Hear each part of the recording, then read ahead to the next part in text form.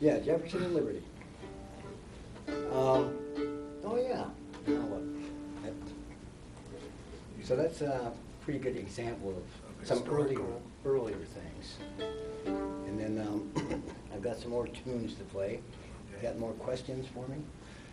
Well, are you going to play some Ozark tunes, or do you have any? Or you? Yes, I am. Yes, I have a couple. Ozark tunes are examples of actually Appalachian. Appalachian tunes. Okay. So we might as well get that out and make some noise, I guess. A couple of And, them. something else I want to get around to. I know you have a couple of original tunes, so I don't know if you were planning on playing any of those, but at some point we might Hmm.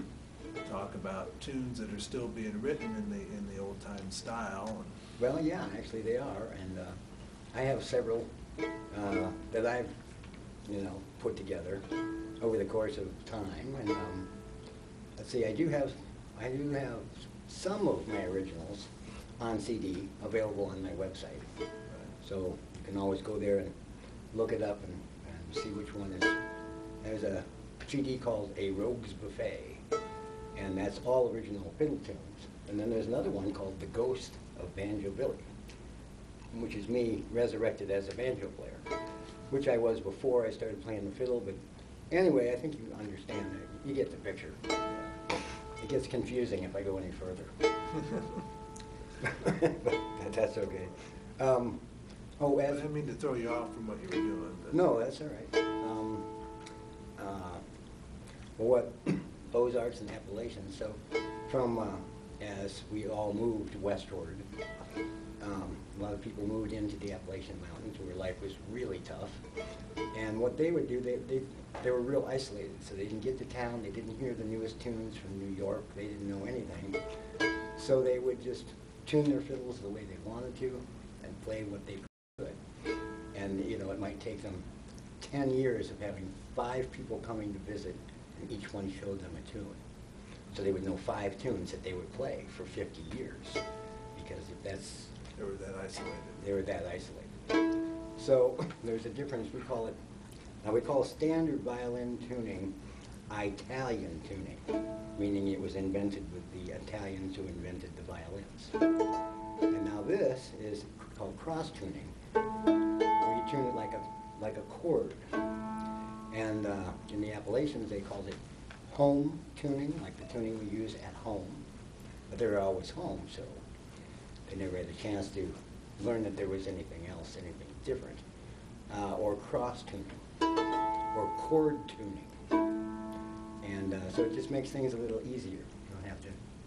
You don't have to know about the Italian technique. You just saw on the thing. What sounds good. Yeah, whatever sounds good. So you can tell that's tuned different. You have a drone sound. You get kind of a Yeah, and you drone add sound. extra drones. So this is an A, E, A, E. And standard Italian tuning is G, D, A, E. But a lot of times all I needed, for a whole dance was one fiddler, and he'd tune this way, and it sounded like a whole band. So that's all you needed. You get a nice rich sound out of it. So let's see, I had a couple ones I had thought about.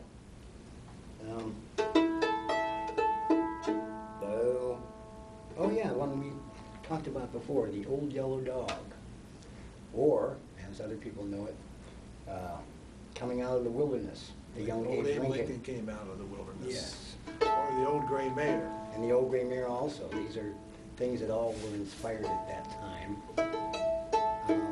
So anyway, we call it the Old Yellow Dog Came Trotting Through the Meeting House.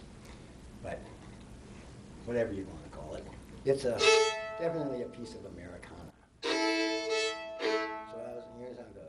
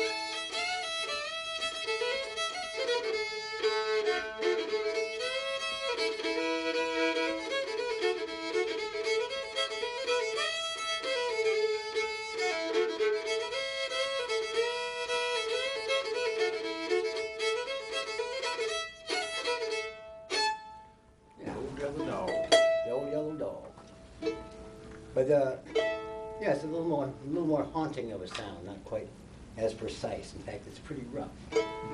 But that was the way it was played. Because the people who were playing this for enjoyment and learning a few tunes, they never thought about getting very good. As long as they could play it and make themselves happy, Right. they didn't really need any other purpose. Yeah, they weren't going to go out and perform it for other people. Right. And so they just had to entertain themselves, their neighbors, or their family. Yep, and just keep at it. So, but today, you know, the quality of people playing is much higher than it would have been then. Just to get your fingers that had held onto a plow all day long to actually move, now that was something hard to do. But I think I probably got another one if we got time. Yeah, we got about 10 minutes. All right, well, I got, oh, and then moving on to the Ozarks, as we moved westward, I've got a tune called Echoes of the Ozarks. And it's about the home place and what it kind of felt like, but these are some of the historically, these are some of the real true American sounds of America is what it actually is. And so I try to stay as authentic as possible. I try to interpret anything in too much of a different way. I do have a farm and I've raised a bunch of children, and so I have experience in the rural realm, and I like it. Yeah. And I like the tunes that go along with it. So if I was born 100 years ago, I'd probably still be Would doing be the same fit thing. right in, right? Yeah, I'd fit right in. So it's called Echoes of the Ozarks.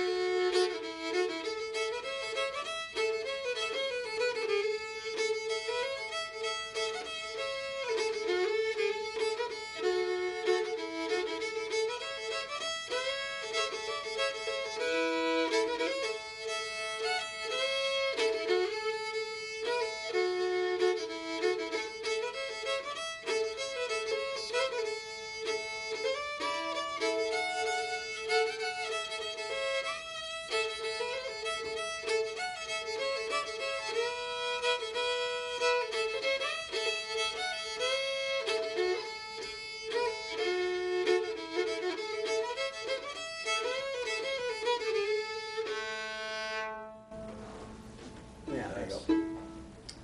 So that's a definite random sampling of a lot of different tunes from as early as the beginning of the 19th century.